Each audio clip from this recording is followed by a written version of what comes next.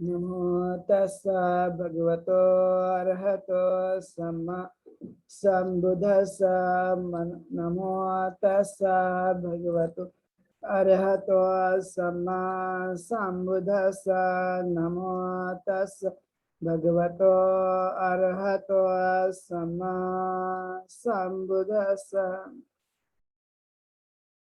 वर्षावास के अवसर पर धर्मदेशन का कार्यक्रम आयोजित किया गया। आज जो हम लोगों ने विषय लिया है वो है मन।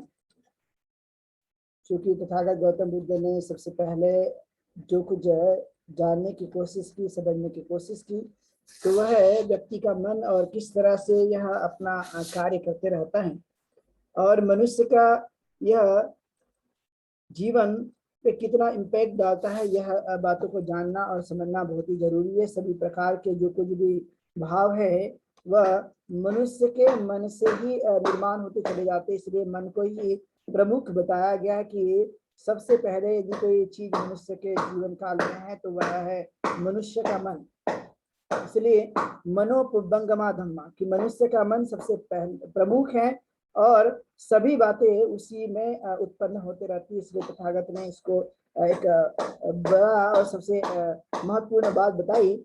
और इसलिए हम जानते हैं कि नाम रूप का जो हमारा एक अस्तित्व सामाजिक रूप से देखने के लिए आता है कि हम किस तरह से अपने आप को एक नाम रूप मतलब मनुष्य का मन और शरीर, यह किस तरह से एक सामूहिक प्रक्रिया है और इस सामूहिक प्रक्रिया में हम अपने आप को कैसे जान सकते हैं।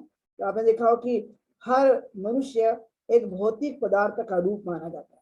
जितने भी इस संसार में लोग होंगे वे सभी के सभी भौतिक तत्वों को ही और मानसिक तत्वों का ही एक प्रकार का मिश्रण है।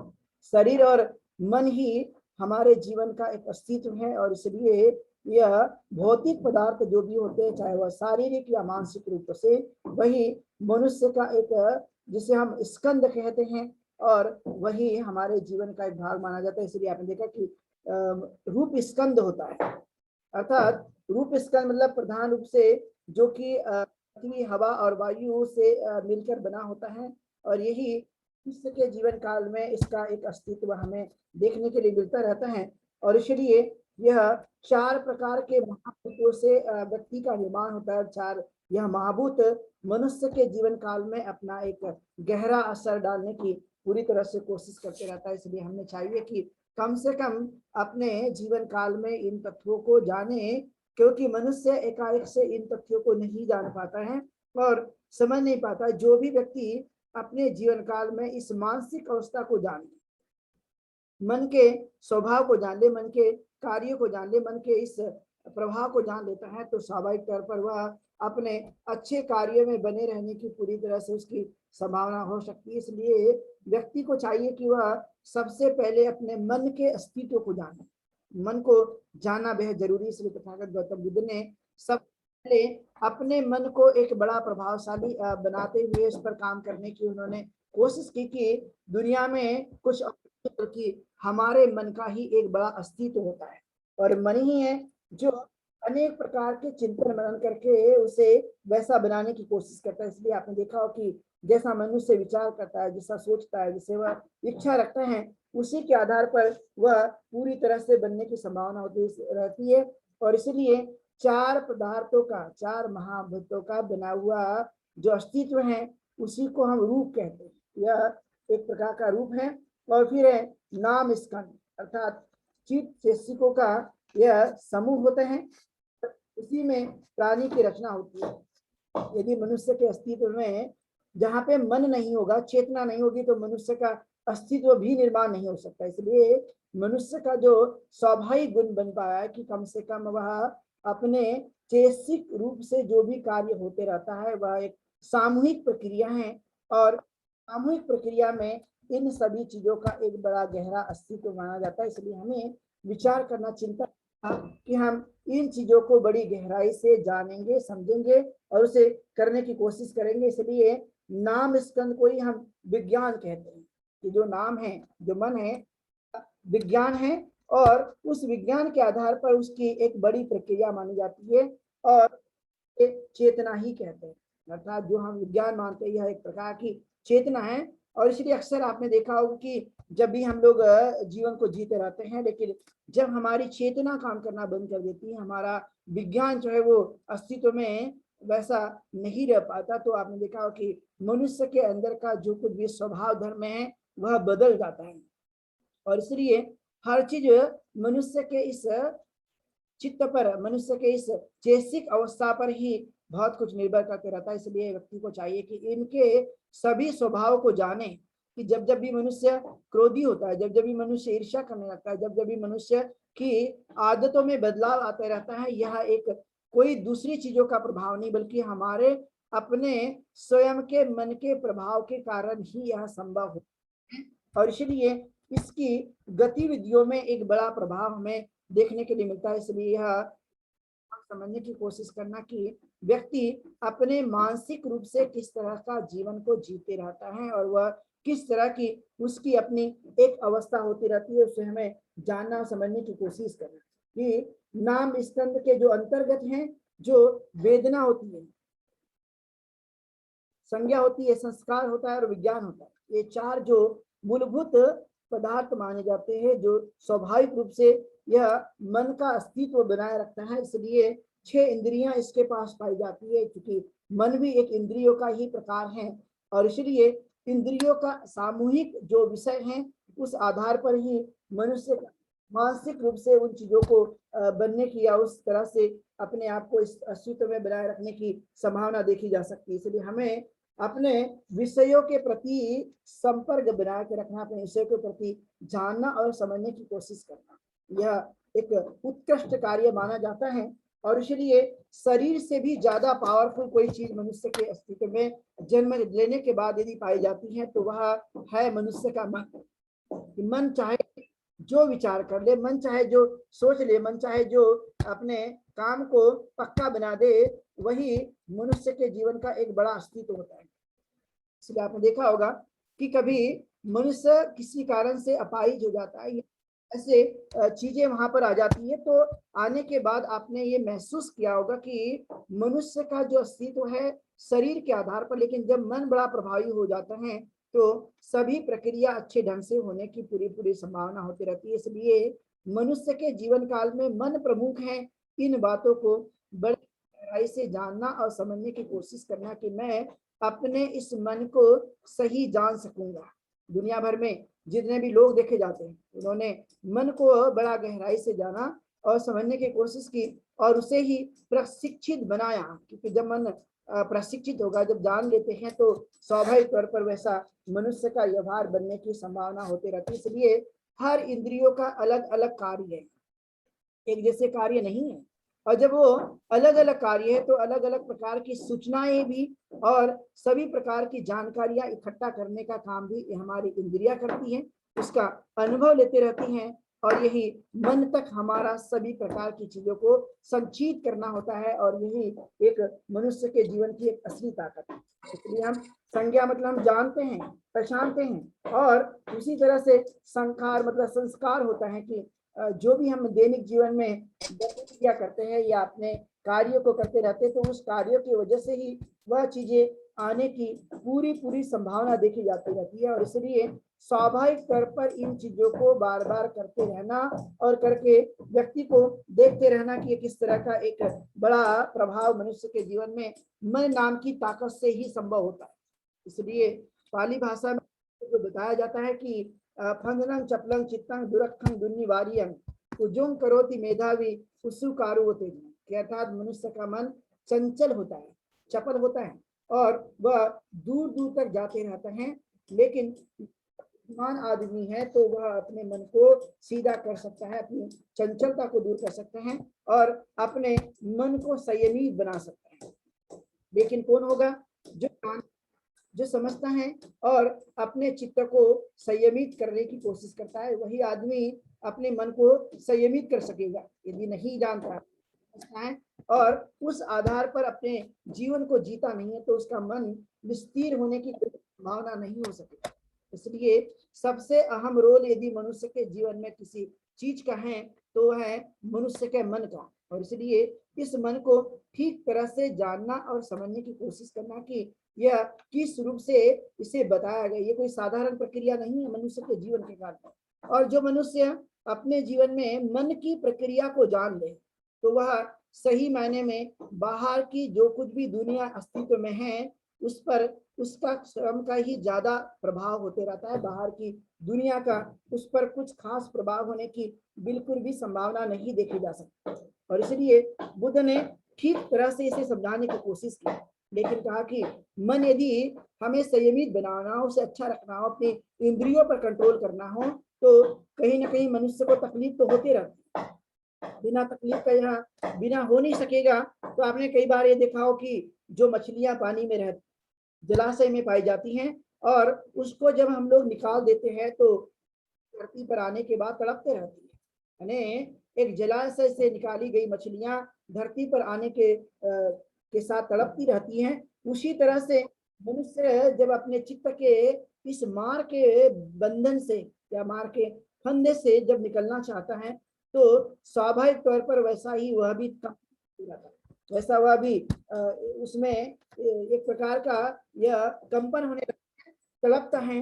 और इसलिए मनुष्य को चाहिए कि वह अपने मन के स्वभाव को जाने और समझने की कोशिश करे और उसे हम इस कठिनाइयों को जो कुछ भी मनुष्य के जीवन काल में कठिनाइयां उसको दूर करने का सबसे एक बेहतरीन तरीका है वह है मन नाम की इस बड़ी ही इस मनुष्य के स्कंद को जानना।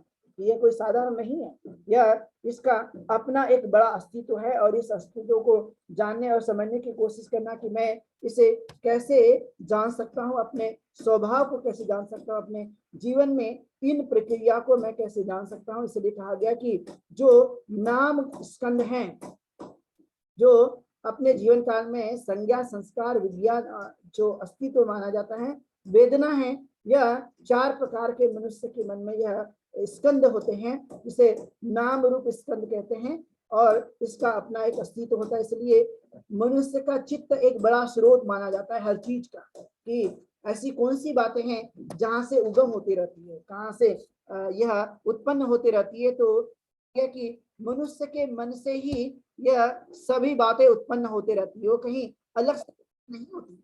और मनुष्य का मन जब अच्छा विचार करता है, अच्छा सुनता है तो उसकी सुखद अनुभूति ही ले पाता है। लेकिन जब वह सुनता है या ऐसी चीजें करते रहता है तो स्वाभाविक तौर पर यह देखा जाता है कि उसके मन पे एक बड़ा ही गहरा गलत प्रभाव होते रहता है जिसे हम दुख मानते रहते हैं। इसलिए चित्त ही एक सभी चीजों का स्रोत माना जाता है और उसे हमें जानना और समझने की कोशिश करनी। कहा गया कि सभी प्रकार के जो चेसिक होते हैं वो कहीं नहीं बल्कि मनुष्य के चित्त में ही उत्पन्न होते रहते हैं और चेसिकों के समूह का नाम ही चित्त होता है। जो चेसिक अलग अलग रूप में पाया जाता है, जिसे चेसिकों की संख्या 52 होती रहती है। मन की संख्या वह मन 89 प्रकार का होता है, 89 प्रकार का मन है और उसमें भी 52 प्रकार के चेसिक पाए जाते हैं और यही चेसिकों का ही समूह मनुष्य का चित्त कहलाता है। यही मनुष्य के जीवन काल में एक बड़ा प्रभाव डालते रहता है और इसीलिए कहा गया कि मनुष्य के अंदर में सभी चीजों में प्रमुख कोई यदि चीज है तो है मनुष्य का मन और इसका अपना एक बड़ा गहरा मनुष्य के जीवन में प्रभाव होते रहता है। इसलिए हमें जानना और समझने की कोशिश करना कि चार तत्वों का मिश्रण से ही मनुष्य का विज्ञान उत्पन्न हो जाता है और जब ये विज्ञान उत्पन्न होगा तो स्वाभाविक है वहां पर चेतना भी पाई जाती है। जहाँ चेतना होगी वहीं पर मनुष्य का अस्तित्व निर्माण होता है। जहाँ चेतना नहीं होती वहां पर मनुष्य का अस्तित्व निर्माण होना काफी मुश्किल है। और इसीलिए इस तरह की गहराइयों को जानना और समझने की कोशिश करना कि यह किस प्रकार के इस तत्व को हम जान सकते हैं और समझ सकते हैं। इसलिए आपने देखा होगा बहुत बार कि मनुष्य अपने ही तत्वों को नहीं जान पाता, अपने ही इंद्रियों को समझ नहीं पाता, अपने ही स्वभाव को नहीं जान पाता, अपने ही व्यवहार को नहीं जान पाता है और इसलिए अपने ही द्वारा न जानने की वजह से कई तरह के ऐसे कार्य संपन्न हो जाते हैं। लेकिन जब हम जानते हैं, उसके स्वभाव को जानते हैं तो स्वभाव के जानने की वजह से, उसके परिणाम को वजह से अपने द्वारा सही कार्य होने की पूरी पूरी संभावना होती रहती है। इसलिए मनुष्य का मन ही सबसे बलवान है, सबसे श्रेष्ठ है, और सभी प्रकार की चीजें वहां वहां उत्पन्न होते रहती है। और कहा गया कि जहां जहां काया होती है और वहां वहां विज्ञान उत्पन्न होता है। जहां शरीर होगा वहीं पर विज्ञान उत्पन्न होने की संभावना होती रहती है। जहां शरीर नहीं होता वहां पर विज्ञान की संभावना नहीं पाई जाती। इसलिए आपने देखा हो कि हर मनुष्य को जन्म होने के बाद उसके पास यह ताकत ऑटोमेटिकली आ जाती है और वह अपना जीवन जीते रहता है। आपने देखा कि जहां मनुष्य का हृदय यह जब से जन्म लेता है मरते दम तक यह धधकते रहता है, वह कंटिन्यूसली लगातार अपना कार्य करता है, लेकिन किसी कारण से इसमें कोई दिक्कत उत्पन्न हो जाती है, तब यहाँ पर मनुष्य का सर्वाइवर करना या आगे बढ़ पाना काफी मुश्किल पाया जाता है। इसलिए मनुष्य का जीवन कोई साधारण नहीं, यह निश्चित ही तौर पर एक श्रेष्ठ जीवन है, और इस श्रेष्ठ जीवन को श्रेष्ठता के आधार पर ही जीवन को बनाए रखने की पूरी तरह से कोशिश करना। मनुष्य का जीवन अनमोल है, यह कितने भी करोड़ों रुपए, अरबों खरबों रुपए, पैसों की कीमत इसके पास नहीं। मनुष्य का शरीर की कीमत पैसा नहीं, बल्कि मनुष्य का एक अपना एक वैल्यू है, उसका एक अपना अस्तित्व है। और इसीलिए इसको जानना और समझने की कोशिश करना कि यह किस तरह से एक बड़ा ही एक अस्तित्व कायम करता है और उसे जीवन को जीने की तरफ में आगे बढ़ाते रहता है। तो इसलिए कहा गया कि जहां जहां विद्युत क्षेत्र होता है, जहां जहां इलेक्ट्रिसिटी होती है, वहां वहां पर यह उसके साथ आकर्षण क्षेत्र होता है।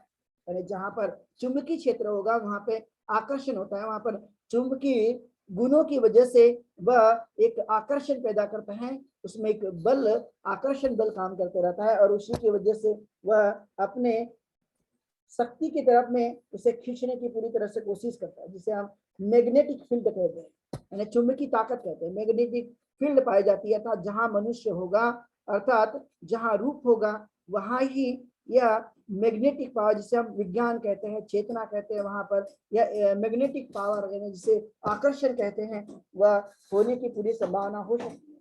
और तभी मनुष्य जो है वो जीवित प्राणी बनता है। यदि जिस प्राणी के अंदर में यह चीजें नहीं पाई जाती, वहां पे प्राणी का रहना मुश्किल है, संभव ही नहीं हो सकता। इसलिए ये मानिए कि मनुष्य इसलिए जीवित है क्योंकि उसके अंदर में यह चेतना है, यह शक्ति है, ऊर्जा है, और ये ऊर्जा होने की वजह से ही मनुष्य जीवित रह सकता है। यदि ऊर्जा नहीं है तो मनुष्य का जीवन काफी दुर्लभ होता है। इसलिए मनुष्य को चाहिए कि वह अपने आप की केयर करना, अपने आप का ध्यान रखना, अपने आप को अच्छा बनाए रखने की पूरी तरह से कोशिश करना। जब हम अच्छी तरह से यह कोशिश में लग जाते हैं, अच्छी तरह से इस कार्य को करते रहते हैं, अपना पूरा ध्यान रखते हैं, तो ध्यान अपने शरीर का ही नहीं, आपने देखा होगा हर आदमी अच्छा दिखने के लिए, सुंदर दिखने के लिए वह अपने आप का बड़ा ध्यान रखता है, लेकिन इतना ही ध्यान या उससे बढ़कर ही ध्यान अपने मन का भी रखना जरूरी है। जब हम मन का अच्छी तरह से ध्यान रख पाएंगे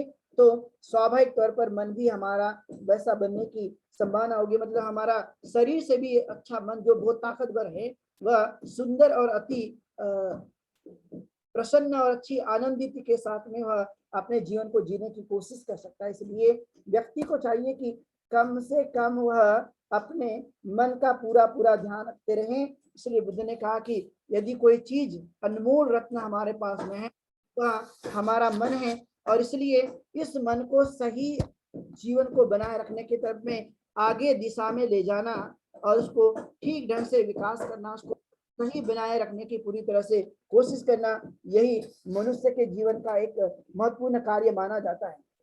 फिर कहा गया कि चेतना का उदय होता है, और चेतना का उदय होने के बाद तभी आदमी वह प्राणी बनता है, जीवित प्राणी बनता है। जहाँ चेतना का अभाव होगा वहाँ जीवित प्राणी की संभावना नहीं हो सकती। अर्थात जीवित प्राणी इसलिए या जीवित आदमी इसलिए बनता है क्योंकि वहां पर चेतना पाई जाती है। इसलिए चेतना का एक बड़ा रोल होता है। चेतना मतलब विज्ञान और कार्य, यानी जहाँ कार्य है वहाँ चेतना, जहाँ चेतना है वहाँ कार्य होता है। इसलिए मनुष्य का जीवित रूप बनता है अपनी चेतना की वजह से। और यह जानना जरूरी है कि मनुष्य का जीवन ऐसा ही नहीं। इसलिए आपने देखा कई बार बहुत सारे लोग क्रोधित करते हैं या अपने आप को ऐसा बना लेते हैं ताकि वो अपनी हानि कर लेते हैं। कई बार आपने महसूस किया होगा कि अपने आप से नफरत करना शुरू कर देते हैं। लेकिन कहा जाता है कि जो आदमी अपने से प्रेम कर दे, अपने से प्यार करता है तो वही आदमी दूसरों से भी प्रेम कर सकता है या दूसरों को भी अच्छा मान सकता है। इसलिए अपने मन की जितनी अच्छी हो सके हिफाजत करना, मैं अक्सर इस बातों को ज्यादातर बताने की मैं कोशिश करते रहता हूँ कि मनुष्य को चाहिए कि वह जितना आनंदित और प्रसन्नित होकर अपने कार्य को कर सके, बोझ के रूप में नहीं बल्कि अच्छी तरह से अपने कार्य को करने पर ज्यादातर जोर देने की पूरी तरह से कोशिश करना, यही मनुष्य का एक वास्तविक और एक बड़ा उद्देश्य माना जाता है। और इस पर हमें विशेष तौर पर ध्यान देने की कोशिश करें। और इसलिए विज्ञान और चेतना आदमी के जीवन के लिए प्रधान धातु है। यह कोई साधारण धातु नहीं है, यह एक प्रधान धातु है जिसके कारण मनुष्य का अस्तित्व निर्माण होता है। इसी समय में लोग मानते रहते हैं कि यह कोई न कोई बाहरी ताकत के कारण मनुष्य का अस्तित्व निर्माण हुआ, लेकिन बुद्ध ने इन सभी बातों को नकारते हुए कहा कि मनुष्य के जीवन में यदि कोई मूल धातु है तो वह है विज्ञान धातु, जिसके कारण मनुष्य का अस्तित्व बना रहता है। और विज्ञान की प्रकृति जो है वो ज्ञान मूलक है और भावना मूलक है और क्रिया मूलक। यह तीन तरह से वह एक प्रभावी होते रहता है, क्योंकि वह ज्ञान को भी लेते रहता है, ज्ञान भी प्राप्त करते रहता है और भावनाएं भी लेते, भावनिक प्रक्रिया भी पाई जाती है, अनुभव प्राप्त करते रहता है और साथ में वह क्रियाशील बने रहता है। इसलिए तीन प्रकार के यह विज्ञान की प्रकृति मानी जाती है। और इस प्रकृति को हमें जानना और समझने की कोशिश करना। ज्ञान मूलक मतलब कुछ जानकारी देता है, ज्ञान प्रदान करता है, और वह ज्ञान रुचिकर भी हो सकता है और अरुचिकर भी हो सकता है, और वह अपने भीतर घटनाओं को भी जान सकता है या घटना भी हो सकती है और बाह्य घटना का भी हो सकता है। यानी दोनों प्रकार की आंतरिक रूप से और बाह्य रूप से भी वह घटनाएं हो सकती है। इस तरह का एक बड़ा ही प्रभाव जो है वो मनुष्य के जीवन काल में देखने की पूरी संभावना होती रहती है। फिर कहा गया भावना मूलक कि वह किस तरह से होता है, तो कहा गया कि चित्त की उन अवस्थाओं में उपस्थित रहता है, यानी जहाँ चित्त होता है वहां पर वह उपस्थित रहने की पूरी संभावना होती रहती है। और प्रतिकूल अनुभूतियां भी हो सकती है, यानी इसके प्रतिकूल अनुभूतियों को भी वह प्राप्त करते रहता है, उसको जानते रहता है, उसको अनुभव करते रहता है और उसे समझते रहता है अपने आप में। वह अपने ही स्वयं के द्वारा उसे जानने की और समझने की पूरी तरह से कोशिश करता है। और अनुभूतियां भी जब भावना मूलक हो जाती हैं तो अनुभूति की उत्पत्ति का कारण भी बनने लगता है, अर्थात यह एक दूसरे पर आधारित है, एक दूसरे के पूरक हो जाती है। इसलिए वह अनुभव को प्राप्त करता है या अपने उस कार्य को, ज्ञान को जानने और समझने की पूरी तरह से कोशिश करते रहता है।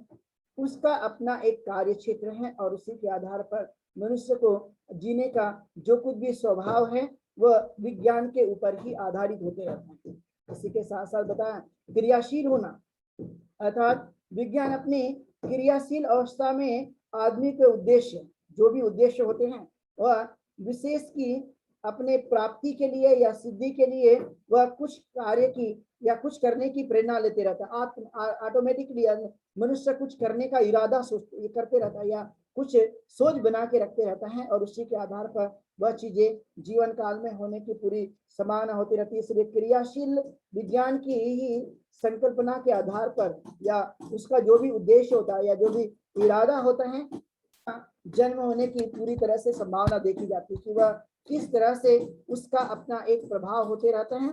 और इसलिए एक प्राणी की जितनी प्रक्रिया है या जितनी क्रिया है या तो विज्ञान के द्वारा या अथवा विज्ञान के परिणाम के द्वारा ही या उसके स्वरूप के द्वारा ही होती रहती है। यानी मनुष्य के जीवन काल में जितना भी हम लोग कार्य करते रहते हैं या जो भी क्रिया होती रहती है यह विज्ञान के ही आधार पे होता है और यह अपने सोच के आधार पे होता है, अपने मन के आधार पे होता है। इसलिए आपने देखा कि बुद्ध ने ठीक तरह से अच्छी तरह से समझाने की कोशिश की कि जब मनुष्य का मन अच्छी तरह से विचार करता है, जब अच्छी तरह से सोचता हो तो उसके पीछे सुख खड़ा होता है, जैसे मनुष्य के साथ न छोड़ने वाली छाया के समान बन जाता है, अर्थात छाया उसके साथ लगातार बनी रहती है और छाया के बनने की वजह से वो अच्छा विचार करता है, अच्छा सोचता है और इसलिए उसके जीवन में यह निश्चित रूप से वह आते रहती है। इसलिए दुख और सुख कोई अलग का प्रभाव नहीं, बल्कि के उस सोच का ही परिणाम है, वह भावना का ही परिणाम है, अपने कार्य का ही परिणाम है। यह कोई अलग से परिणाम व्यक्ति के जीवन काल में देखने के लिए नहीं मिलता। इसलिए व्यक्ति को चाहिए कि कम से कम वह अपने जीवन काल में अपने इस मन के अस्तित्व को जाने। जब हम लोग हर दिन जीवन को जीते हैं, तो हर दिन को जीवन को जीते समय में हमारे मन का किस तरह से अस्तित्व है और किस किस प्रक्रिया को या किन किन चीजों को हम दैनिक जीवन में जा रहे हैं, उसका एक बड़ा अहम रोल मनुष्य के जीवन काल में बताया जाता है। इसलिए हमें ये चीजों को समझने की कोशिश करें।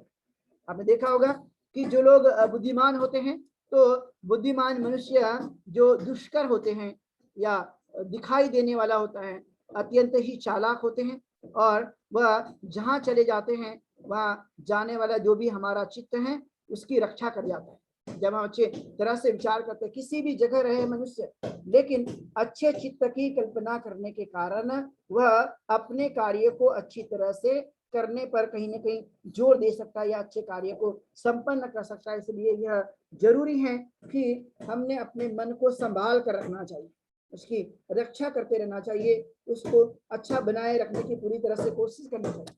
इसलिए आपने देखा होगा जिन जिन लोगों का मन बड़ा अच्छा है वे स्वस्थ होते हैं, अच्छे हो जाते हैं या अपने आप को अच्छा बनाए कि रखने की पूरी तरह से कोशिश करते रहते हैं।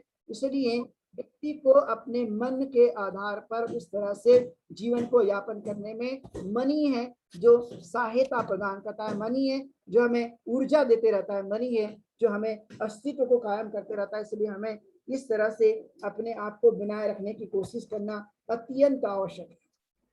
हमें जानना और समझने की कोशिश करें कि यह रूप से अपना आपका एक अस्तित्व बनाकर रखने के लिए अपने आप की ऊर्जा को, अपनी ताकत को बनाए रखने की अपनी एक कोशिश की जाती है और उसी के आधार पर अपना एक अस्तित्व कायम होते रहता है। इसलिए इन चीजों को भली भांति करने की कोशिश करना, यही मनुष्य का विज्ञान का परिणाम है, उसका अपना एक स्वरूप है। और इसलिए मनुष्य के जीवन काल में जो 5 प्रकार की इंद्रियां हैं, वह अलग अलग प्रकार के अपने विषय को लेते हुए, अपने विषय को जानते हुए अपना उसका क्षेत्र होता है। सभी इंद्रियों का एक जैसे कार्य नहीं है और नहीं उनका एक क्षेत्र है, बल्कि वह अलग अलग रूपों में ही देखी जाती है। इसलिए सारी इंद्रियां मन पर ही नियंत्रित होती है या मन पे ही निर्भर होती है। और इसलिए अपने मन को सही बनाए रखने के लिए हमें जानना और समझने की पूरी तरह से कोशिश पे लगे रहना, यही मनुष्य का एक उत्तम रास्ता है। और यही मनुष्य ने बार बार करने की कोशिश करना कि इसका किस तरह का अपना एक अस्तित्व है और उसे मैं बनाए रखने की कोशिश करूँ। इसलिए पूछा गया कि चेतना किस पर निर्भर करती है, तो बताया गया कि चेतना उष्णता पर निर्भर करती है। और उष्णता किस पर निर्भर करती है, तो बताया गया कि उष्णता चेतना पर निर्भर करती है और चेतना उष्णता पर निर्भर करती है। यह एक दूसरे पर ही मनुष्य के जीवन काल में यह प्राप्त होते रहती है। और इसीलिए इन चीजों को जानना और समझने की कोशिश करना कि यह किस तरह से मनुष्य का अपना एक अस्तित्व है। इसलिए आपने देखा होगा कि कौन सी ऐसी चीजें है जिसके को समझ करके या ऐसे कौन सी उपमा देकर या उदाहरण के रूप में हमें समझा जा सकता है। तो कहा गया कि प्रदीप के प्रकाश से प्रदीप की लौ उत्पन्न होती है। आपने देखा कि एक आग से ही एक आग निर्माण होगी, आग से आग यानी आग के बिना आग निर्माण नहीं हो सकता, आग से ही आग निर्माण होती है और प्रदीप की लौ से ही प्रदीप प्राप्त हो जाता है या उसी से प्रकाश उत्पन्न हो जाता है। इसी तरह से यह एक मनुष्य का एक अस्तित्व है कि वह चेतना उष्णता पर निर्भर करती है और उष्णता चेतना पर निर्भर करती है। वह एक दूसरे के पूरक है, एक दूसरे पर आश्रित है और इस तरह की प्रक्रिया ही मनुष्य के जीवन काल में बन जाती है। इसलिए जीवित इंद्रियां उष्णता और विज्ञान है। उष्णता एक शक्ति का काम है, यानी जो हमारे जीवन में उष्णता है, मनुष्य के जीवन में यदि उष्णता है तो वह शक्ति का काम करती है, ऊर्जा का काम करती है। यदि उष्णता नहीं है तो मनुष्य अपने कार्य को अच्छी तरह से नहीं कर सकता, वह कर भी नहीं सकेगा। इसलिए मनुष्य के जीवन काल में यह एक प्रकार का अस्तित्व है। वह जीवित इसलिए क्योंकि उसके अंदर में ऊर्जा है, शक्ति है, यदि वह जीवित नहीं, इसका मतलब उसके अंदर में शक्ति या ऊर्जा का अभाव है। और इसलिए कहा जाता है कि जो मरा हुआ व्यक्ति है या मृत्यु का जीवन है, वह शक्ति उत्पन्न करना बंद कर देता है। वहां पे अभी शक्ति की उत्पन्न की क्षमता पूरी तरह से रुक जाती है या यहाँ पर बिल्कुल भी नहीं पाई जाती है। और इसलिए इस तथ्यों को जानना और समझने की कोशिश करना कि हमारा जो अस्तित्व है यह एक उष्णता और ऊर्जा पर निर्भर करता है। इसलिए हमारी अपनी ताकत, हमारी अपनी क्षमताएं वह विशेष तौर पर बनाए रखने की पूरी तरह से कोशिश करना, जो कि बहुत ही जरूरी है। और शक्ति विश्व में संचार करती है। इस संसार, आपने देखा हो कि पूरे यूनिवर्सल में या पूरे ब्रह्मांड में जिसे कहा जाता है या पूरे संसार में यह शक्ति विद्यमान होती है, अलग अलग रूपों में आपको देखने के लिए मिल सकती है। इसलिए मनुष्य का यह जो लगाव या उसका संबंध है इस प्रकृति से भी है, इस संसार से भी है। मनुष्य संसार से कोई अलग नहीं है, वह उसकी अपनी एक ताकत और उसकी अपनी एक क्षमता के आधार पर ही बनाए हुए हैं। और इसे हमें जानना और समझने की कोशिश करना कि मेरा जो अस्तित्व है वह इस प्रकृति का एक अनोखी ताकत है, अनोखी शक्ति है। और मैं ऊर्जा के कारण ही जीवित हूँ। और जब तक मेरी ऊर्जा बनी रहेगी, जब तक मेरी उष्णता बनी रहेगी, तब तक मैं अपना अस्तित्व जीवित होते हुए मैं कर सकता हूँ। और इसे जानने और समझने की कोशिश करना। जो चित्त का अर्थ है वह है चेतना। और इसलिए तथागत गौतम बुद्ध ने कुछ खास बातें पाली में बताने की कोशिश की। चेतना अहं कम्मं विकवे उदाहरण, अर्थात हमारी चेतना ही है जो कार्य है और कार्य ही चेतना है। उन्होंने भिक्षुओं को संबोधित करके ये बात कही, क्योंकि हमारा जो अस्तित्व है वो अपने कार्य, चेतना और चेतना ही कार्य पर आधारित होती है। और इसलिए व्यक्ति को जीवन भर जो चाहिए कि कुशल कार्यों को मैं अच्छी तरह से संचालित कर सकूं या अच्छी तरह से कर सकूं, व्यक्ति को यही कार्य ज्यादातर विशेष तौर पे ध्यान देने की कोशिश करना एक महत्वपूर्ण बात मानी जाती है। जितना हम इसको जान पाएंगे, समझ पाएंगे, अपने अस्तित्व को बना पाएंगे, यही मनुष्य के जीवन का एक बड़ा अहम रोल माना जाता है। क्योंकि इस संसार में कोई और चीज नहीं जो मनुष्य के लिए, बल्कि मनुष्य के जीवन में मन का ही एक बड़ा अस्तित्व पाया जाता है। और इसलिए चित्त की 4 प्रकार की भूमि बताई गई है कि वह 4 प्रकार की कौन सी भूमि है। तो कहा गया कि कामावचर भूमि है, फिर है रूपावचर भूमि है, और अरूपावचर भूमि है, और लोकोत्तर भूमि है। ये 4 प्रकार के मनुष्य के चित्त की यह भूमियां हैं या अवस्था हैं, जहां पर मनुष्य यहाँ अपने आप को ले जाता है या अपने आप को वहां पर बनाए रखने की कोशिश करता है। अर्थात मनुष्य का यह भाव बनते रहता है। आपने इसलिए देखा होगा कि दिन भर में एक जैसे विचार नहीं रहते, वह क्षण में, प्रति सेकंड में भी बदलते रहते। न जाने कितने सारे विचार एक दिन में आकर चले जाते हैं। अब ये कितने सारे विचार आकर चले गए और कितनों पर हमने काम किया और कितनों को हमने स्वीकार किया, कितनों को हमने अवॉइड कर दिया, कितना कुशल किया, कितना अकुशल किया, कितना अच्छा था और कितना बेकार था। या बार बार आपने देखा होगा और कई बार आपने देखा हो कि जब मन काम को नहीं करना चाहता तो जबरदस्ती से वो हो भी नहीं पाता। और इसलिए कई बार सब कुछ अपना कार्य का परिणाम वो हमारे मन का ही परिणाम है, वह अपने विचार और चिंतन का ही परिणाम है। और इसलिए हमें इस कार्य को भली भांति अच्छी तरह से जानना और समझने की कोशिश करें कि जीवन प्रवाह है जो चलता रहता है और वह काम भाव का लोक है, जिससे न जाने कितने सारे काम करते रहता है इंसान, न जाने कितने सारे काम को संपादित करते रहता है। वह एक ही नहीं है बल्कि अनेक प्रकार के अपने कार्यों को लगातार अपने जीवन में करते चले जाते हैं। और वह जन्म और मृत्यु या कामनाओं की पूर्ति करने के लिए वह बिल्कुल उसमें लगा रहता है। जन्म के बाद जब तक वह मनुष्य मर नहीं जाता तब तक वह जो भी उसकी कामना है, जो भी उसकी इच्छाएं होती है, जो भी वह करना चाहता है, उस काम में वह लगा रहता है। मनुष्य के अलग अलग प्रकार के काम देखे गए, वो सभी मनुष्य के एक जैसे कार्य नहीं है। लेकिन तथागत ने जिन कार्यों को जोर देते हुए समझाया कि मनुष्य को ज्यादातर कुशल कार्य करने पर जोर देना, उसमें लगे रहना, उसको करते रहना मनुष्य के जीवन का एक अभिन्न अंग है।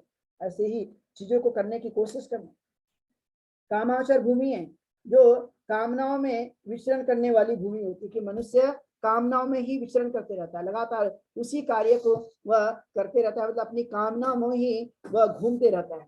रूपाचार भूमि है कि अर्थात ध्यान भूमि पर स्थित चित्त, यानी जहां पर हम ध्यान को करते रहते या मन लगाते रहते। इसलिए आपने देखा होगा कि इस संसार में ध्यान लगाना इतना आसान काम नहीं है।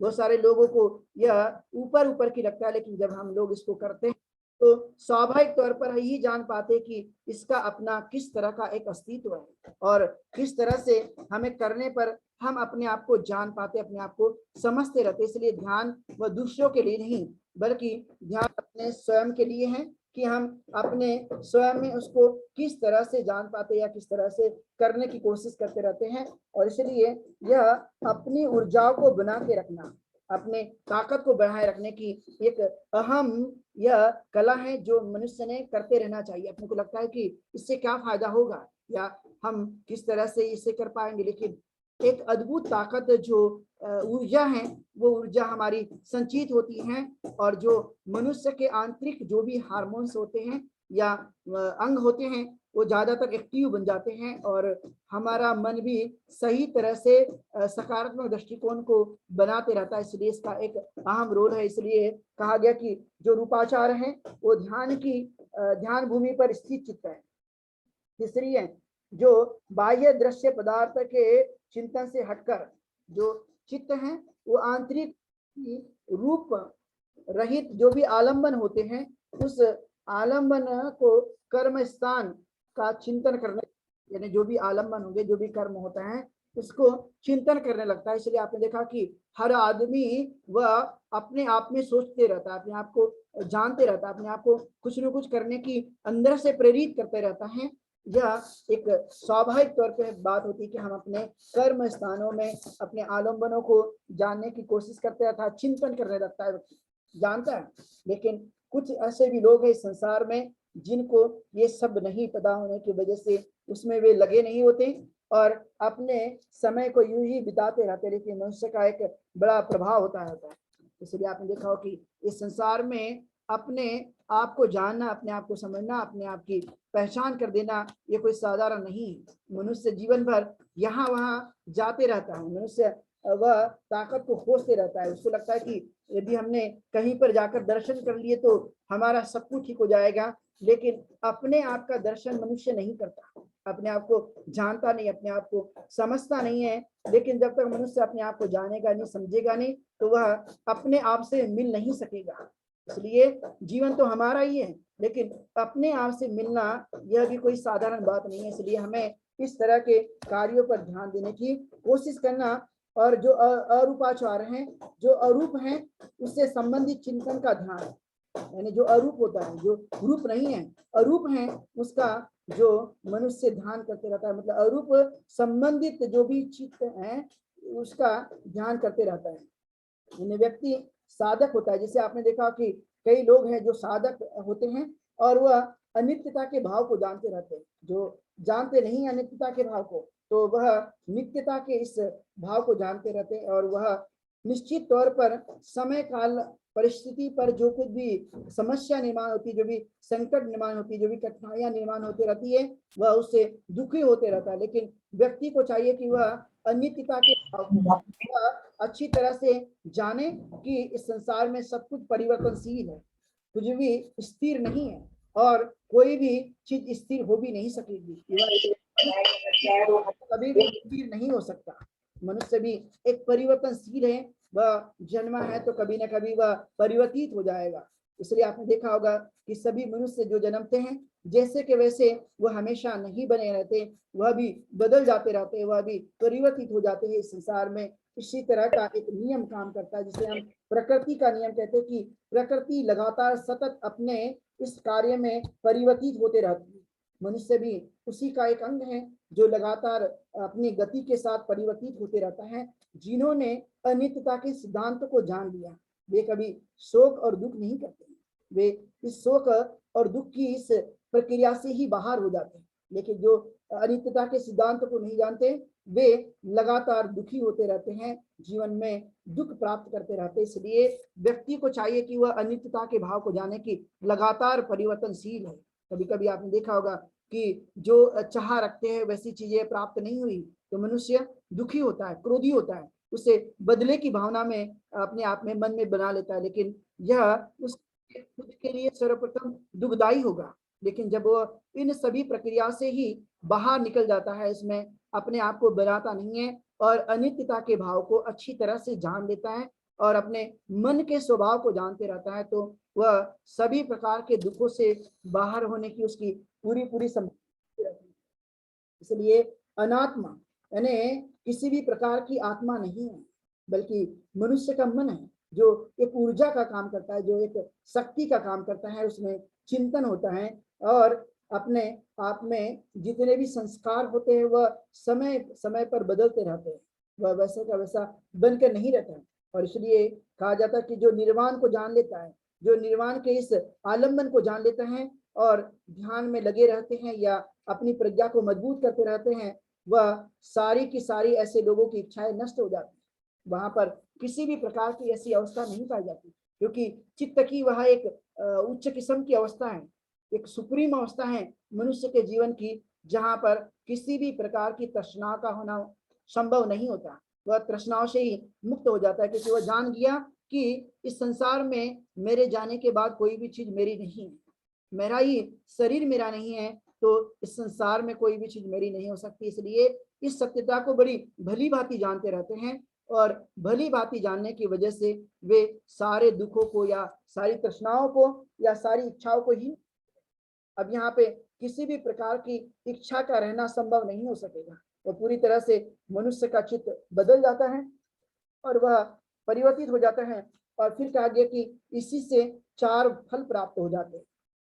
जब मनुष्य लगातार इन चीजों को जानता है, करते रहता है, तो उससे 4 फल की प्राप्ति होती रहती है। वह है श्रोतागामी और सगदागामी, अनागामी और वह है आहत, जो कि तथागत गौतम बुद्ध ने से मनुष्य के लोकोत्तर वह अवस्था बताई कि इस संसार में जितने भी अवस्था हैं, लोग मानते हैं कि सबसे अमीर आदमी की अवस्था बड़ी ऊंची होगी या कोई बड़ा आदमी होगा उसकी अवस्था बड़ी ऊंची होगी, लेकिन उसकी अवस्था नहीं, बल्कि चित्त की एक बड़ी अवस्था होती है जिसे लोकोत्तर अवस्था कहते हैं। और यह 4 प्रकार के फल मनुष्य के जीवन काल में कार्य करने की वजह से ही प्राप्त होते रहते हैं, जिसमें वह अपने चित्त में कुशल ही भावना को बनाए रखने की कोशिश करता है। कुछ कुशल है, अकुशल है, जिसे हम अव्याकृत कहते हैं। ये 3 तरह के चीजें पाई जाती रहती है। और जो कुशल हैं, जो लोग द्वेष, मोह और तृष्णाओं का त्याग कर देते हैं, उससे रहित हो जाते हैं, वे बिल्कुल ही अपने जीवन काल में कुशल कार्य पर विशेष ध्यान देते रहते हैं। इसलिए आपने देखा होगा कि चाहे वो परिवार में हो या एक समाज में या जहां पर भी मनुष्य जाति रहती है, आपने देखा होगा सब में जीने का ढंग अलग अलग है, सोचने का ढंग अलग अलग है, वह कार्य करने का भी ढंग अलग अलग है, और सभी तरह की जो कुछ भी उसकी भावना होती है वह सब कुछ अलग पाई जाती है। वह अपने सोचने के ऊपर में, अपने चिंतन के ऊपर में, जानने के ऊपर में, अनुभव के ऊपर ही सभी कुछ निर्भर करते रहता है। इसलिए ये वास्तविक चीजों को जब हम कुशल कार्य करने की कोशिश करते हैं, तो लोभ, द्वेष और मोह से अपना चित्त रहित हो जाता है। वहां पे इस प्रकार की कोई चीजें वहां पर बनी नहीं रहती, वो पूरी तरह से समाप्त हो जाती हैं और हमारा चित्त कुशल प्रवृत्तियों को हमेशा बार बार करने की पूरी तरह से कोशिश में लगा रहता है। वह सदैव ही उन भावना को ही निर्माण करने की पूरी तरह से कोशिश करते रहते हैं। और अकुशल मतलब लोभ, द्वेष और मोह से युक्त यहाँ कुशल में रहित हो चुका था, लेकिन जब वह अकुशल होता है तो स्वाभाविक तौर पे लोभ, द्वेष और मोह में वहां पर इस तरह की चीज पाई जाती हैं और लगातार उसी कार्य को वह करते जाते चले, उसी में वह रमन करते रहते हैं। लेकिन अकुशल प्रवृत्तियां व्यक्ति के जीवन में वह निर्वाण से काफी दूर और अपने दुखों को उत्पन्न करने की हमेशा ही सहायता करते रहती। अव्याकृत यानी जो इच्छा से रहित है और इच्छा का उसमें किसी भी प्रकार की भावना उत्पन्न नहीं होती, यानी अव्याकृत हो जाता है चित्त, और वहां पे किसी भी प्रकार की भावना बिल्कुल भी उत्पन्न होने की संभावना नहीं पाई जाती है। और इसलिए व्यक्ति को इस तरह के भाव को बनाए रखने की कोशिश करना कि मैं जानता हूँ, समझता हूँ और जीवन को करने की कोशिश करते रहता हूँ। और अव्याकृत के 2 प्रकार के भाग माने जाते हैं, जो विपारक चित्त है, यानी जो पूर्व जन्म के जो कुछ भी कुशल या न कुशल, अर्थात मनुष्य का जो कुछ भी पहले का जन्म है और उसमें कुशल व अकुशल दोनों प्रकार के चित्त के प्रकार बताए जाते हैं। उसमें इस तरह की भावना पाई जाती है जब हमारा पहले का जो कुछ भी जन्म जीवन से संबंधित है वहां पर कहीं ना कहीं इस तरह की चीजें पाई जाती हैं। और फिर एक क्रिया चित्त है, जो चित्त की क्रिया मात्र ही रह जाती है। मनुष्य मतलब क्रियाशील बने रहता है, क्रिया ही बनी रहती है, बाकी और कुछ चीजें बनी नहीं रहती। यानी व्यक्ति कार्य ही करते रहता है, लेकिन वह अनेक प्रकार के उन सभी चीजों से दूर होते चले जाता है। और यही मनुष्य के जीवन काल में एक बड़ा अस्तित्व होता है। इसलिए कहा जाता है कि जो मनुष्य का चित्त है यह एक प्रकार से काम नहीं करता, बल्कि वह 90 प्रकार के रूप से यह कार्य करते रहता है। और इसलिए अलग अलग प्रकार के चित्तों का स्वभाव आपने हर आदमी में अलग अलग रूप में पूरी तरह से देखने की कोशिश की होगी। एक जैसे बिल्कुल भी बना नहीं रहता, वह अलग अलग समय में अलग अलग प्रकार की काम करने की कोशिश करते रहते। लेकिन जब मनुष्य स्वाभाविक चीजों को जान ले, स्वाभाविक तरीकों को जान लेता है, स्वाभाविक जीवन को समझ लेता है, तो स्वाभाविक जीवन को जानने की वजह से अपने जीवन को एकदम सरल और स्मूथ बना लेता है, आराम से बना लेता है। और उसके अंदर में सोचने समझने की ताकत भी बड़ी अनुकूलित हो जाती है। वह किसी भी प्रकार का जो भी प्रभाव होते रहता है उसको बड़ी नजदीकी से जानता है, बड़े अनुभव से जानते रहता है। और यह अनुभव उसी के जीवन में सदैव ही बड़ी अच्छी तरह से काम करने में लगा रहता है। इसलिए व्यक्ति को इस प्रकार के चिंतन पर विशेष रूप से ध्यान देने की कोशिश करना कि मैं अपने मन को सही जान सकूं। मैं यदि उदास होता हूं तो मैंने किन बातों को मन में पकड़ रखा है, यदि मैं क्रोधी होता हूं तो मैंने किन बातों को मन में पकड़ के रखा है, यदि मैं दुखी होता हूं तो मैंने किन बातों को अपने मन में पकड़ के रखा है, यदि मैं अपने स्वभाव में असंतुलित होता हूं तो मैंने किन बातों को मन में पकड़ रखा है। तो जिन बातों को मैंने मन में पकड़ रखा है और जिसके कारण ये सभी चीजें उत्पन्न होती रहती है, तो मुझे सबसे पहले वही कार्य करना चाहिए कि मुझे जिन कारणों से जो चीजें मुझे हो रही हैं मैं उसको जानूं, और जान करके उसे मैं दूर करने की यदि कोशिश करता हूं तो जो मेरे जीवन में दुख या शोक या क्रोध या ईर्ष्या उत्पन्न हो जाती है वो कहीं ना कहीं दूर होने की पूरी पूरी संभावना हो सकती है। इसलिए व्यक्ति को या चाहे किसी भी प्रकार का जो दुख उत्पन्न होता है उनको जानना समझना, क्योंकि बिना कोई कारण के समस्या नहीं है, बिना कारण के कोई दुख नहीं है, बिना कारण के शोक नहीं है, बिना कारण के कोई क्रोध नहीं है, बिना कारण के कोई ईर्ष्या नहीं है। कोई ना कोई कारण होता है। लेकिन जब जान पाएंगे कि मैं किससे क्रोधित होता हूँ, मैं किससे ईर्ष्या करता हूं, तो पाएंगे कि हम सब लोग मनुष्य ही है, चाहे मैं अपने स्वयं से करता हूं या दूसरों से करता हूं, लेकिन हम सब लोग मनुष्य ही है। इसलिए एक मनुष्य दूसरे मनुष्य से क्या ईर्ष्या करेगा, क्या क्रोध करेगा, क्या उसे द्वेष भावना बनाए रखेगा, उसे कहीं ना कहीं अपने चित्त से ही हटा देने की कोशिश करना। तभी हमें स्वाभाविक तौर पर जीने का जो अवसर मिला हुआ है उसका सही उपयोग करने पर हम लोग लगे रहते हैं, उसे लगातार अपने कार्यों में करने की हम कोशिश करते रहते हैं। यही मनुष्य के जीवन का एक स्वाभाविक जीवन है जो हमें जीना चाहिए। इसलिए आपने देखा कि एक आदमी नफरत करता है तो किससे, यदि हमने सोचा तो पाएंगे कि हम अपने ही समान दिखने वाले लोग, अपने ही जैसे लोग होते हैं, कोई वह अलग नहीं है। इसलिए इन चीजों को जानना और समझने की कोशिश करना कि किस तरह का एक मार्ग जो हमें मिलता रहता है, जो 89 प्रकार का चित्त का स्वभाव और 52 चैतसिक रूप से जो भी विषय उत्पन्न होते रहते हैं वही महत्वपूर्ण है। कभी कभी आपने देखा हो कि ऐसे कई प्रकार के लोग हमें प्रभावित करते हैं या समस्या लाने की कोशिश करते हैं, तो मनुष्य को क्या करना चाहिए। तो कहा गया कि ऐसे कठिन परिस्थितियों में जब अनुकूलित वातावरण ना लगे या ना मिले तो व्यक्ति को अकेला रहना भी सीखना चाहिए। अकेले कभी कभी लोगों को लगता है अकेला मेरा समय कैसे पास हो सकता है। व्यक्ति को तभी संभव होता है यह कि जब उसके पास कोई काम नहीं है। लेकिन यदि मनुष्य के पास काम है, वो लगातार अपने कार्यों में ही वह मशगूल है, तो उसके लिए समय को पास करना कठिन नहीं है, बल्कि समय उसके लिए कम हो जाता है और अपने काम को वह समय के आधार पर करने की कोशिश करते रहता है। इसलिए व्यक्ति को इस तरह के कार्य करने पर जोर देना चाहिए। जो दूरगामी होते हैं, जो अकेले होते हैं और विचरने वाले होते हैं, जो चित्त का संयम रखते हैं, वे सभी प्रकार के मार के बंधन से दूर हो जाते हैं। जिन्होंने ये जान लिया, जिन्होंने ये समझ लिया, जिन्होंने इन भावनाओं को मन में बिठा कर रख दिया, वे सभी प्रकार के इस समस्या से दूर हो जाते हैं। लेकिन जिन आदमी का चित्त स्थिर नहीं है, जो सद्धर्म को नहीं जानता है और जिसका चित्त प्रसन्न नहीं है, वे कभी प्रज्ञावान नहीं हो सकते। इसलिए ज्यादातर यह कोशिश करनी चाहिए व्यक्ति को कि अपने चित्त को संयमित बनाएं और सद्धम्म को जानने की कोशिश करें, उसको समझने की कोशिश करें। और जब हम इस तरह से जीवन को जीते हैं, और खासकर एक महत्वपूर्ण जो औषधि में हमेशा उसे बताते रहता हूँ कि मनुष्य को हर दिन ऐसा कोई भी दिन न चले जाए जहाँ पे मनुष्य को प्रसन्न और आनंदित होकर रहना चाहिए। जितना वह कर सकेगा अपने जीवन काल में, जितना वह आनंदित और प्रसन्न होते रहेगा, वह निश्चित तौर पे प्रज्ञावान हो सकता है, अच्छा बन सकता है, और वह निश्चित तौर पर आगे बढ़ने की कोशिश कर सकता है। इसलिए चाहे वह भिक्खु हो या भिक्खुनी हो या गृहस्थ हो, उपासक उपासिका हो, उन सभी लोगों को प्रसन्नचित्त और आनंदित होना चाहिए। कभी कभी आपने देखा होगा कई लोगों के यह उदासी का भाव सदा ही बना रहता है, वह अप्रसन्न बने रहते हैं। आखिर क्यों?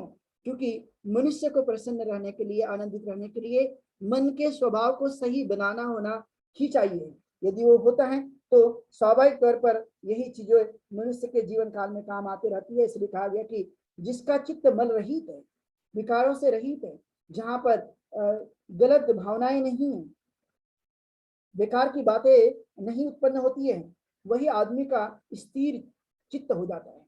लेकिन अनेक प्रकार की भावनाएं, अनेक प्रकार के विचार, अनेक प्रकार की गलत बातें ही वह चित्त में आती रहती है, तो स्वाभाविक तौर पर उस आदमी का चित्त बिल्कुल भी स्थिर नहीं होगा। लेकिन वह आदमी जो हमेशा से ही अच्छे विचार, अच्छी सोच और अपने चित्त में आए हुए बुराइयों को दूर कर देता है, उस आदमी का निश्चित तौर पर वह चित्त स्थिर हो जाता है। जो पाप और पुण्य से विहीन है, जो मनुष्य जागरूक है और जिसको किसी भी प्रकार का भय नहीं होता, यदि वह अच्छे कार्य में लगा रहता, अच्छे कोशिश में लगा रहता, तो उसे किसी भी प्रकार का कोई भय लगा नहीं रहता, बल्कि वह भय से मुक्त हो जाता है और अच्छी तरह से अपने जीवन को जीने की कोशिश में लगे रहते हैं। और व्यक्ति को यही चाहिए। आपने देखा कि हर चीज का मनुष्य को एक संतुलन चाहिए, चाहे वह भोजन में हो, चाहे व्यवहार में हो, चाहे आचरण में हो, या हमारी जीवन शैली में हो, सभी प्रकार का उसे संयम चाहिए, अनुकूलित चाहिए। उसे जानना चाहिए कि क्या अनुकूलित है, क्या नहीं है, कितनी मात्राएं लेनी चाहिए, कितनी मात्राएं नहीं लेनी चाहिए, क्या ग्रहण करना चाहिए, क्या ग्रहण नहीं किया जाना चाहिए। जो ग्रहणशील है उसे ग्रहण करें, जो ग्रहणशील नहीं है उसे निश्चित तौर पर त्याग देना चाहिए। उसे दूर ही रहने में या दूरी रखने में उसे भलाई है। यही मनुष्य का वास्तविक जीवन पद्धति है, इसी से मनुष्य का जीवन अच्छा बन जाता है।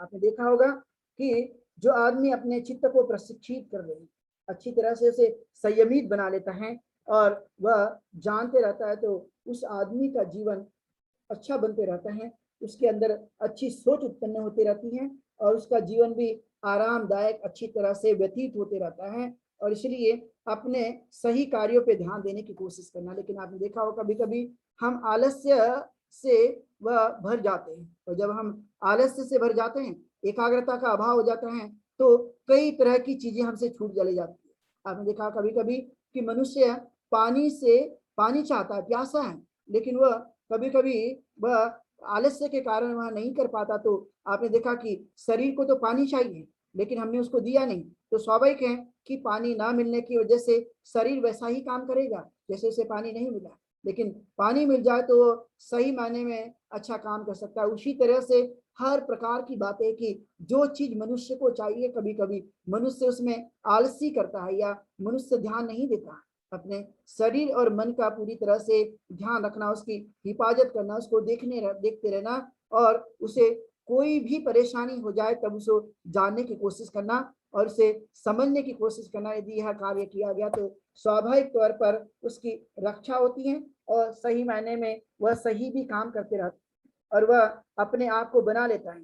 इसलिए कहा गया कि यदि जो भी आदमी इस संसार में या जो अपने मन की रक्षा कर ले, जो मन की समझ ले, जो आदमी अपने दूसरों की भलाई करने में लग जाए, तो स्वाभाविक तौर पे वह सद्मार्ग में लगा हुआ है, अच्छे मार्ग में लगा हुआ है, अपने अच्छे मार्ग पर अपना समय व्यतीत करते रह रहा है। और इसी से उस आदमी की भलाई और कल्याण का रास्ता धीरे धीरे निर्माण होने लगता है और वह अच्छी दिशा में बढ़ जाता है।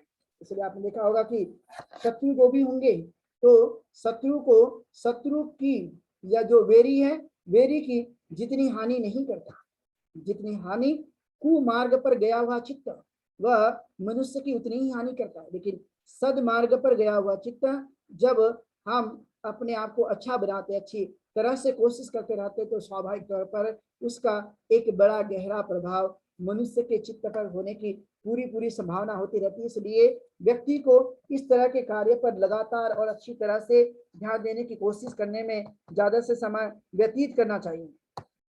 जो तुच्छ शरीर होते हैं वे शीघ्र ही चेतना रहित हो जाते हैं और वे निरर्थक काट की भांति इस जमीन पर ही पड़े रहते हैं।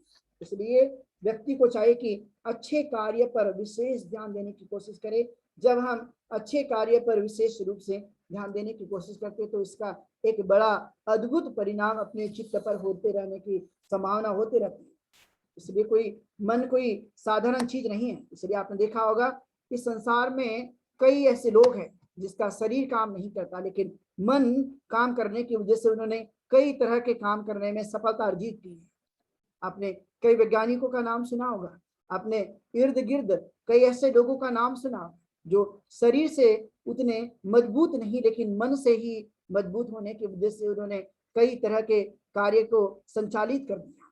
आपने देखा होगा कि हॉकिंस जो कि शरीर से ही पैरालिसिस थे, उनका शरीर उतना काम नहीं करता था, लेकिन मन उनका इतना शक्तिशाली था, मस्तिष्क उनका अच्छा था। इसलिए आपने देखा हो कि उन्होंने कई तरह की खोज कर ली है, कई तरह की सोच को जन्म दिया। इसलिए इस उदाहरण से हम ये जान सकते हैं कि मनुष्य का मन प्रमुख है और उसी के आधार पे हमारे कार्य संचालित हो जाते हैं। मन में एक भाव चाहिए, मन में एक ऊर्जा चाहिए, मन में करने की सोच चाहिए, और वो भी अच्छे करने की यदि हम सोच को बना लेते हैं तो स्वाभाविक तौर पर उसका एक बड़ा गहरा प्रभाव मनुष्य के जीवन काल में होने की संभावना होती रहती है। चाहे वह गरीब हो, चाहे वह मिडिल वर्ग हो, या चाहे वह किसान हो या मजदूर हो, कोई भी आदमी है जब वह अपने मन को सही बना लेता है तो वह कोशिश में लग जाता है। लेकिन आपने देखा होगा कि मनुष्य करता तो बहुत कुछ है, लेकिन गलत आदतों की वजह से अपने सोच को उस ओर डाइवर्ट कर देता है। इसलिए कई तरह की हानियां दिनों दिन होते चले जाती है और उनका ऐसा ही जीवन बन जाता है। इसलिए मन को जानना, मन को समझना, मन एक असली ताकत है, ये जानने की कोशिश करना ये कोई साधारण नहीं है। इसको दुनिया में किसी ने भी जान नहीं पाया। लोगों को लगता था कि ये सब कुछ कोई चमत्कार से हो रहा है, या ऐसा कुछ जो भी करता है तो वह कोई ना कोई दूसरा व्यक्ति करने के लिए हमें सहायता देता है। लेकिन तथागत ने ठीक तरह से एक जगह बोधि वृक्ष के नीचे बैठ करके चिंतन मनन किया कि आखिर कहाँ से होता है। उन्होंने देखा कि अमेरिका नहीं गए, न जर्मनी गए और नहीं वह इंग्लैंड गए, बल्कि एक जगह बैठते हुए मनुष्य के चित्त के स्वभाव को जाना, समझा, और किस कारण से दुखी होता है, किन कारणों से सुखी होता है, किन कारणों से वह प्रसन्न होता है और किन कारणों से अप्रसन्न बन जाता है, किस कारण से शोक उत्पन्न होता है, किन कारणों से दुख उत्पन्न होता है। इन सभी कारणों को उन्होंने एक ही जगह बैठते हुए चिंतन मनन करते हुए उन सभी गहराई को जान निकाला और तब उन्होंने कहा कि सही मायने में मनुष्य का अस्तित्व नाम और रूप का है, जिसमें मन यह एक शक्तिशाली है, वह महत्वपूर्ण है और उसका ही एक अहम रोल है। इसलिए अपने कार्यों को सही बनाए रखने की कोशिश करें। इसलिए आपने देखा होगा कि कोई गोरे हो या काले हो, कोई ऊंचा हो या नीचा हो या किसी भी प्रकार का हो, लेकिन फिर भी वह अपने मन को सही करने की या उपयोग करने की वजह से वह किसी भी प्रकार की तरक्की कर सकता है, किसी भी ऊंचाई को हासिल कर सकता है। वह रंग रूप से नहीं और वह किसी प्रकार से नहीं, बल्कि मनुष्य जीता है अपनी शक्ति और ऊर्जा के बल पर और अपने मस्तिष्क के विचार करने की वजह से ही उसका अपना जीवन सही बनते रहता है। इसलिए मनुष्य के जीवन का एक अद्भुत या एक महत्वपूर्ण ताकत या महत्वपूर्ण रोल जिस चीज का है, जिस धातु का है, वह है मनुष्य के मन। और इसलिए यही मनुष्य के लिए एक पावरफुल, एक शक्तिशाली, इसलिए बाहर खोजने की नहीं जरूरत होती है कि वह कहाँ शक्ति है। मनुष्य के भीतर, मनुष्य के पास मन नाम की एक अद्भुत ताकत है, अद्भुत शक्ति है। इसलिए हमें इसको जानना, इसको समझने की कोशिश करना, इसकी रक्षा करना, इसकी हिफाजत करना और अपने आप को अच्छा बनाए रखने की कोशिश करना, ये हमारे हाथों में है और हम ही इसे कर सकते हैं। इसलिए अपने मन की ताकत को जानो, समझो और उसे अमल में लाने की कोशिश करो। इसलिए आज के इस धर्म देशना में मन, इस विषय को हमने बनाया था। इस मन पर आप लोगों ने, सभी लोगों ने इस देशना को सुना है। मैं सब लोगों के प्रति मंगल कामना व्यक्त करता हूँ। आप दीर्घायु हो, सुखी बने और धम्म पालन गाथा से आज की इस देशना को यहीं पर विराम देंगे। सब पाप सकरणं कुशल स उपसंपदा सचित परियोदपनं एतं बुद्धान शासनं धम्मं चरे सुचरितं नतं दुचरितं चरे धम्मचार्ये सुखं सेति अस्मिन् लोके परं च न तावता धम्मधरो यावता बहुभासति यो च पंपे सुत्वानं धम्मं कायेन पश्यति सवे धम्मधरो होति यो धम्मं न पमच्छति नति मे शरणं गय्यं बुद्धो मे शरणं वरं एतेन सच्चवचेन होतु ते जयमङ्गलम् नति मे शरणं गय्यं धम्मो मे शरणं वरम् एतेन सच्चवचेन होतु ते जयमङ्गलम् नति मे शरणं गय्यं धम्मो मे शरणं वरम् एतेन सच्चवचेन होतु ते जयमङ्गलम् नति मे शरणं गय्यं संघो मे शरणं वरम् एतेन सच्चवचेन होतु ते जयमङ्गलम् नमो बुद्धाय नमो धम्माय नमो संघाय साधु साधु साधु। वंदना बनते जी।